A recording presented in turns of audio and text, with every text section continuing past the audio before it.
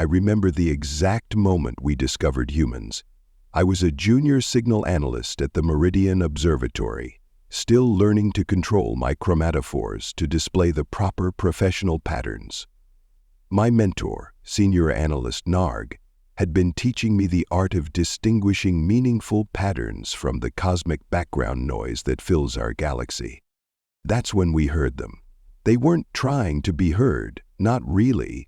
They were just talking to themselves, broadcasting their existence into the void with reckless abandon.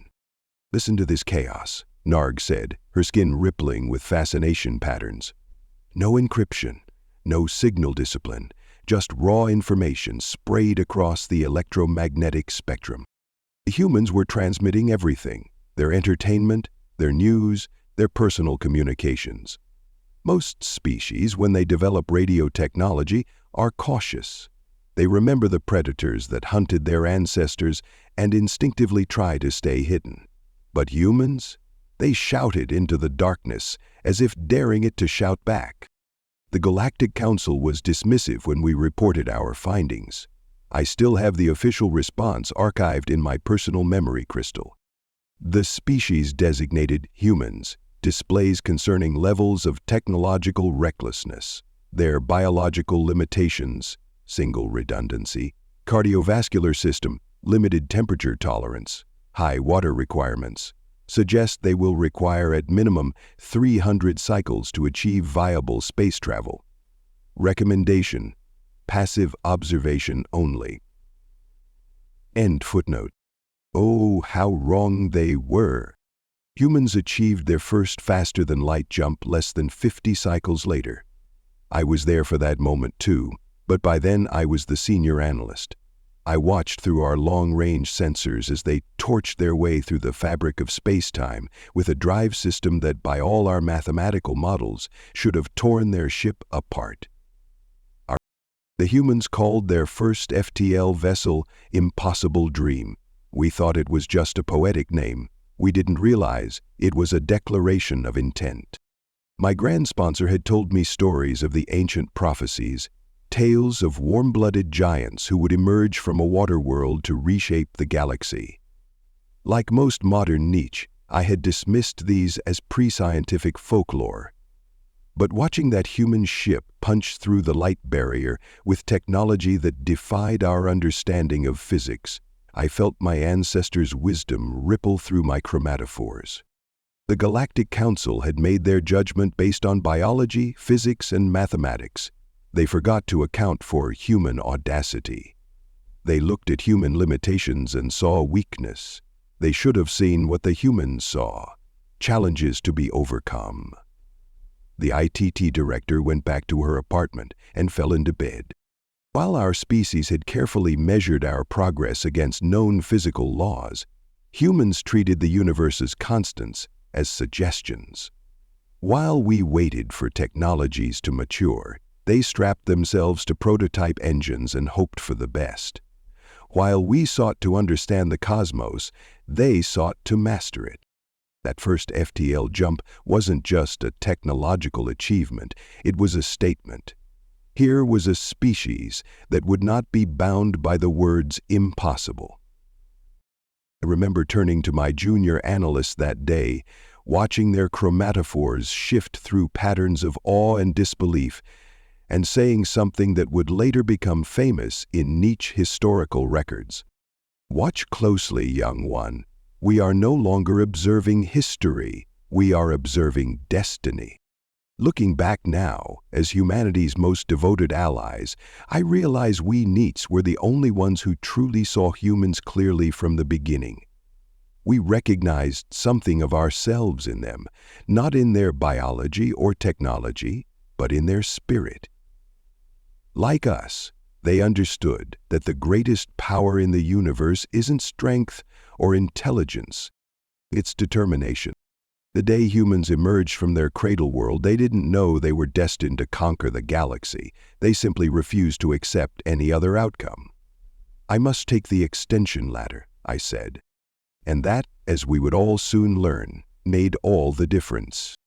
As a species that requires constant moisture and carefully regulated temperatures, we niche were initially concerned about our new human allies. Their environmental requirements seemed frustratingly imprecise, almost contradictory. They could survive temperature ranges that would kill most sentient species, yet they insisted on maintaining their habitats within a narrow band of comfort. They required regular hydration, yet could survive days without water. They needed sleep, yet could stay awake for days when necessary. But it wasn't until the incident at Station Case 7 that we truly understood how remarkable human biology could be. Dr. Irene Kasfrieden set out to solve a problem that was half mystery, half scientific strategy. I was serving as xenobiological liaison when the station's atmospheric processors malfunctioned during a diplomatic summit. The emergency shutters sealed automatically, trapping 3 human ambassadors and a dozen various diplomatic staff in the grand chamber. The atmosphere began to fill with thoraxian gas, harmless to most species, but theoretically lethal to humans. The Galactic Council representatives immediately began evacuation procedures, which by their estimates would take 12 minutes. According to every xenobiological database, humans could survive no more than 4 minutes without oxygen. The humans, however, had other plans. "Hold your breath," Ambassador Franco told her colleagues. Then she turned to the panicking council members and, through gritted teeth, began calmly negotiating evacuation priorities. She insisted the Malovian delegates, with their sensitive respiratory systems, should be evacuated first. For 11 minutes, the human ambassadors continued to function. They moved, they made decisions, they helped coordinate the evacuation, all without taking a single breath. When the rescue teams finally reached them, they found the humans still conscious, though rather blue in the face. Rodriguez, they had probably been practicing as a way of controlling themselves while remaining alive. Later, when I asked Ambassador Franco how they had survived, she shrugged and said, "Freediving was a hobby back home. Records 24 minutes. Didn't think I'd need that skill in diplomatic service, but here we are." The incident was classified as a near-catastrophic diplomatic crisis averted, but among the niche xenobiologists, it sparked a revolution in how we understood human physiology. We began to recognize that human biological systems weren't just resilient, they were adaptable in ways that defied conventional categorization. Take their digestive system, for instance. Humans can consume substances that would kill most species, not because they're immune to toxins, but because they can build tolerances to them. They actively seek out chemicals that trigger pain responses, they call them spices, for pleasure. Some even deliberately consume mild poisons, alcohol, caffeine, to modify their mental states. Their repair systems are equally baffling. Humans don't just heal, they upgrade. Break a human bone and it grows back stronger. Stress their muscles and they expand. Even their nervous system can reroute itself around injuries. But perhaps most importantly, humans can survive almost anywhere. While most species require extensive terraforming to colonize new worlds, humans have an extraordinary capacity to adapt to different gravities, atmospheres, and environmental conditions. They complain constantly about these adaptations, another uniquely human trait, but they make them nonetheless. During the early colonization period, we recorded humans thriving in environments ranging from 0.3 to 2.1 standard gravities. They established colonies in temperature ranges from -70 to +45 degrees Celsius. They built cities underwater, in orbit, and deep underground. When faced with an inhospitable environment, most species ask, "How can we change this world to suit us?" Humans ask, "How can we change ourselves to survive here?" Our scientists still debate whether this adaptability arose from their evolution as persistence predators, their planet's highly variable climate, or some combination of factors. But the result is undeniable. a species that can survive almost anywhere, eat almost anything, and adapt to almost any condition. The Galactic Council's early assessment of human biology as limited failed to recognize a crucial truth. What appeared to be limitations were actually indicators of extraordinary flexibility. Their inefficient respiratory system allowed for controlled oxygen deprivation. Their primitive digestive system meant they could extract nutrients from almost any organic matter. Their fragile bones could heal stronger than before. We Nietzsche have a saying, "The strongest reed is not the one that resists the wind, but the one that bends with it." Humans don't just bend, they actively reshape themselves to meet any challenge. Please, take my vest and take the doctor up. In retrospect, how could a species with such impossible biology not come to dominate the galaxy? They weren't just surviving in environments that should have killed them, they were teaching themselves to thrive in them. As my offspring are fond of saying, humans didn't conquer the galaxy despite their biological limitations. However, they conquered it because of them. When the Draff Imperium launched their invasion, the Galactic Council's military analysts gave humanity 3 days before their first colony fell. They gave Earth itself less than a month. After all, the Draff had conquered 17 species before humanity. Their battle doctrine was perfect, refined through centuries of warfare. Their ships were superior in every measurable way. But they hadn't counted on one thing: humans don't fight like anyone else. I was serving as a diplomatic attaché on Earth when the invasion began. The Draft, following their standard protocol, launched their psychological warfare campaign first. They broadcast images of their victims, their superior weapons, their unstoppable fleets. Most species, when faced with such displays, either surrendered immediately or fought in desperate, predictable ways. The humans laughed. Not all of them, of course. Many were terrified. But instead of that fear paralyzing them, it drove them to what they called innovative problem-solving, and what every other species called complete insanity. The Draft's first assault on the Jupiter defense line was met with mining ships converted into kamikaze vessels, their holds filled with industrial explosives. Their second wave encountered civilian cargo haulers that had been transformed into Q-bomb delivery platforms. By the third wave, humans had figured out how to hack the Draft's supposedly unhackable targeting systems, using technology that, by galactic standards, was practically Stone Age. But that's not how space combat works. I remember one Draft commander screaming during a battlefield transmission. He was shortly thereafter destroyed by a swarm of retrofitted maintenance drones. The humans called it asymmetric warfare. The Galactic Council called it barbaric improvisation. The Draft called it cheating. But what it really demonstrated was humanity's unique approach to conflict. They didn't try to win by being better at standard warfare. They changed the nature of warfare itself. What can be better? A simple game? When the Draft deployed their elite boarding parties against Earth's orbital platforms, they expected to face organized military resistance. Instead, they encountered civilian volunteers fighting deck by deck with improvised weapons and what humans call home field advantage. When they tried to establish ground bases on Mars, human terraforming engineers simply altered the atmospheric processors to create dust storms that clogged their machinery. But what truly shocked the galaxy wasn't humanity's capacity for violence, it was their capacity for mercy.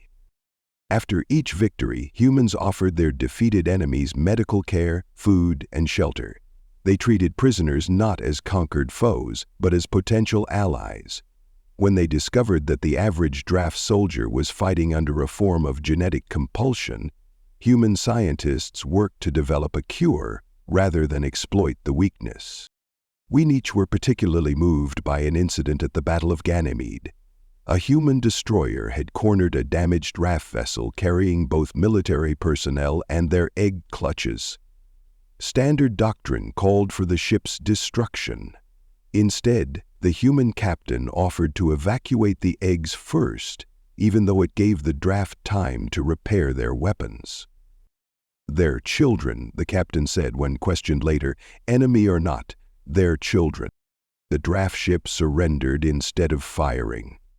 That captain's decision saved not just lives, but also marked the beginning of the end of the war. Word spread through the draft fleet. Humans would fight with terrifying creativity and determination, but they would also show profound mercy to those who sought it. The war lasted 6 months instead of the predicted 3 days. When it ended, humanity had not just defeated the draft, they had broken their genetic condition, reformed their society, and turned one of the galaxy's most warlike species into allies. We Nietzsche had already pledged ourselves to humanity before the war, recognizing their potential, but watching them fight the draft confirmed what we had suspected. Humans were different not because they were stronger or more advanced, but because they could be simultaneously the most terrible and most compassionate force in the galaxy. In our historical archives, we have recordings of human children playing in the rebuilt gardens of the former draft colony worlds, alongside young draft who had never known their species' former warlike compulsions. There is no better testament to humanity's unique nature. They will fight with unmatched ferocity to defend their beliefs. But those beliefs include the conviction that yesterday's enemy can be tomorrow's friend. As my clutchmate once observed, humans conquered the galaxy not because they were the best at war, but because they were the best at peace that followed. They just had to teach the galaxy that lesson the hard way first. I must confess something that would have scandalized my ancestors. I am addicted to coffee. This is not a metaphor. When humans first introduced this bitter stimulant beverage to galactic society, our xenobiologists classified it as a mild psychoactive toxin. They weren't wrong, but what they failed to understand was that this was precisely its appeal. To remember my first cup? I was attending a human diplomatic function, and Ambassador Franco, the same one who had survived the Station K7 incident, noticed I was displaying fatigue patterns in my chromatophores. She pressed a steaming mug into my hands and said, "Trust me." The taste was overwhelming, bitter, complex. My sensory membranes struggled to process it. But 20 minutes later, I felt more alert than I had in cycles. "What is this sorcery?" I asked her. She laughed. "Wait until you try it with chocolate." This, in miniature, is the story of how human culture conquered the galaxy. They didn't just introduce new things, they introduced new ways of experiencing existence itself. Take their entertainment. When humans first shared their movies with the galactic community, most species were baffled. Why would anyone spend time watching fictional scenarios? The Vulks considered it a form of lying. The Meridians thought it was a type of mental illness. Now, the biggest holotheater in the galaxy is on Vulks Prime, and their most celebrated artist is a director who specializes in what humans call action movies. The same Vulks who once considered fiction a moral failing now debate plot theories and character arcs with religious intensity. But perhaps the most revolutionary human cultural concept was the idea of pets. The notion of voluntarily sharing one's living space with a non-sentient species for emotional companionship was unprecedented. When humans first explained it, the Galactic Council suspected it was a translation error. Yet, visit any space station today, and you'll find Malovians walking their dogs, draft warriors obsessing over their cats, and yes, even us Nietzsche maintaining elaborate aquariums of earth fish. The human concept of forming emotional bonds with other species fundamentally changed how the galaxy's civilizations related to life itself. They simply looked at the world as one thing and that one thing was human. Even the concept of comfort food was revolutionary. Most species ate for sustenance or, at most, social ritual. Humans introduced the galaxy to the idea that food could be emotional medicine. Now every major spaceport has at least one Earth-style diner, serving what they call greasy comfort foods. The Draff, once known only for their military might, are now famous for their interpretations of human breakfast foods. Human holidays spread next. The idea of regularly scheduled celebrations tied to astronomical or historical events wasn't unique to humans, but the way they celebrated was. Their holidays were inclusive, adaptable, and seemed to multiply through cultural cross-pollination. I recently attended a Lunar New Year's celebration on a Meridian colony world. The traditional Chinese dragon dance was performed by Meridians, who actually resemble Earth dragons, while Nietzsche provided chromatophore light shows, and Draff prepared fusion dumplings. The humans present declared it totally awesome and immediately began planning next year's celebration. Their languages infiltrated galactic culture just as thoroughly. Human idioms and expressions, impossible to translate directly, nonetheless found their way into every major galactic language. The Volks, whose language once had no word for imagination, now casually use the English word dream in everyday conversation. Even their vices became virtues in the galactic community. Human procrastination techniques became Meridian meditation practices. Human swear words became draft terms of endearment. The Nietzsche calendar now includes what humans call mental health days, planned periods of unproductivity that somehow make us more productive overall. But perhaps most importantly, humans introduced the galaxy to their most powerful cultural concept: fun. Most species had concepts of pleasure, satisfaction, or contentment. But fun, the pure, purposeless enjoyment of existence, that was uniquely human. They turned everything into games. They found humor in tragedy. They invented sports that made no evolutionary sense. They created art that served no practical purpose except to be appreciated. The galaxy didn't stand a chance. How do you resist a species that turns everything, even resistance itself, into an opportunity for enjoyment? How do you maintain cultural purity against a civilization that celebrates impurity, that thrives on fusion and adaptation, that sees every foreign influence as an opportunity for exciting new combinations? You don't. You order another coffee, with chocolate, put on your favorite Earth entertainment stream, cuddle your pet, and accept that life is better this way. As my spawn like to say when they think I'm being too traditionally Nietzsche, relax, parent, have some fun. And so I do, because that's what humans taught us all. Destiny doesn't have to be serious to be profound. Sometimes it just needs to be entertaining. Elder parent, my youngest offspring, asked me recently, their chromatophores swirling with curiosity patterns, why did the galaxy choose humans to lead us? I was in my study, sipping my evening coffee, with chocolate of course, and watching earthbirds flit around the feeder outside my window, another human habit I've adopted.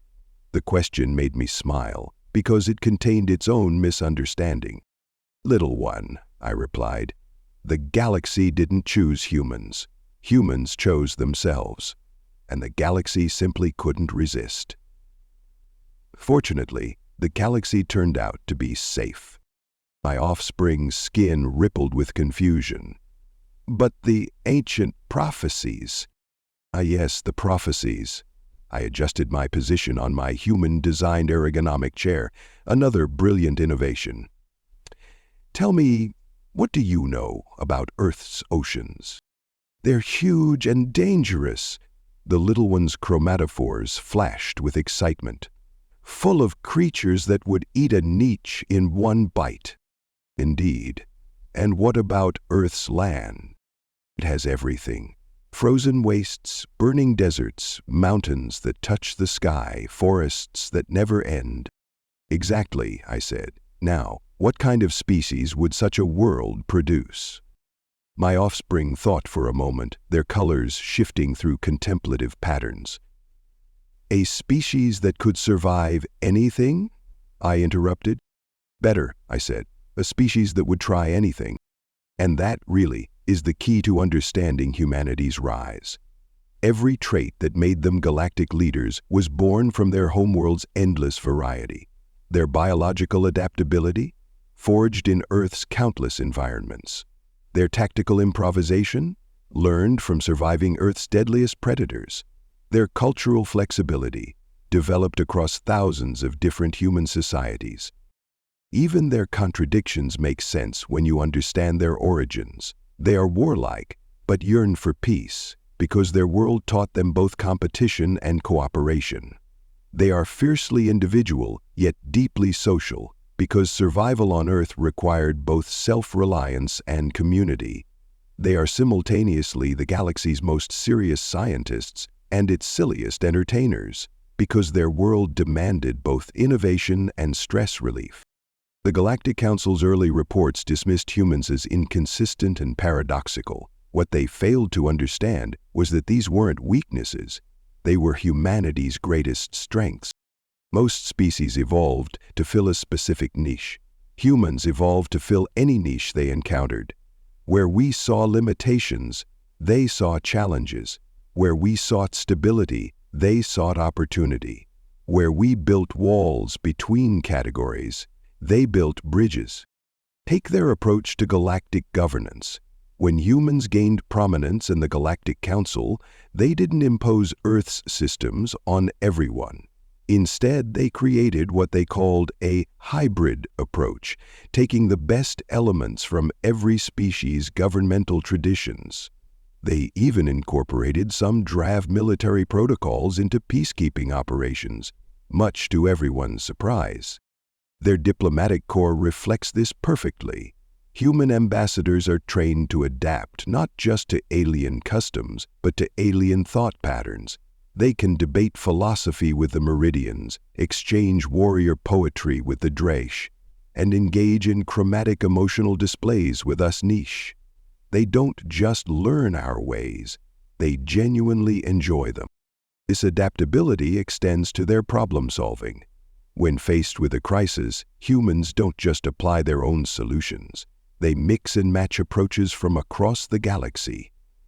During the recent void anomaly crisis, they combined Volk's quantum mathematics, meridian energy manipulation, and their own oddball intuition to find a solution no single species could have devised.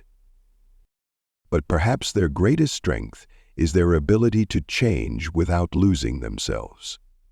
Humans have absorbed influences from every species they've encountered, yet somehow remain distinctly human. They've spread across thousands of worlds, adapted to countless environments, and integrated with numerous alien cultures. Yet their essential humanity has only grown stronger through this diversity. My offspring's chromatophores shifted to a pattern of sudden understanding. So, the prophecies didn't choose humans? Finish the paper. No, little one. The prophecies recognized what humans would do anyway. They were going to explore every star, try every food, make friends with every species, and turn every challenge into an opportunity for growth. It wasn't destiny that made humans conquer the galaxy. What was it then? I gestured to the earthbirds outside, non-sentient creatures that had nonetheless followed humanity to the stars. It was simply humans being human. They saw a galaxy full of different peoples, different worlds, different ways of thinking, and said, "How wonderful! Let's learn from all of them." And that's why they lead us. Be leaders because they never set out to lead at all. They just wanted to explore, to learn, to grow, and to share what they found with everyone else. Leadership wasn't their goal. It was the natural consequence of being who they are. My offspring pondered this, their skin cycling through thoughtful colors. Finally they asked, "Elder parent, could I have some coffee?" I laughed. When you're older. For now, how about we watch some human cartoons? Their chromatophores lit up with joy, and I felt my own skin displaying patterns of contentment. This, too, was part of humanity's destiny, not just to conquer the galaxy, but to make it a more interesting, more connected, more enjoyable place for all of us.